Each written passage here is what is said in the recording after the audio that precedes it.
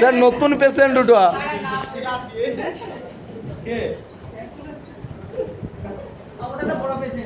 হ্যাঁ ওটা রুগী না স্যার, মানে ও উচ্চ লেভেলের রুগী, ওরকম রুগী জীবনে দুনিয়াতে দেখা যায় না একটাও। তাই ওটা স্যার।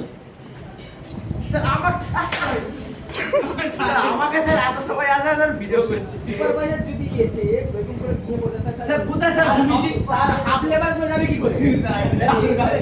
এসবে কি আসলাম?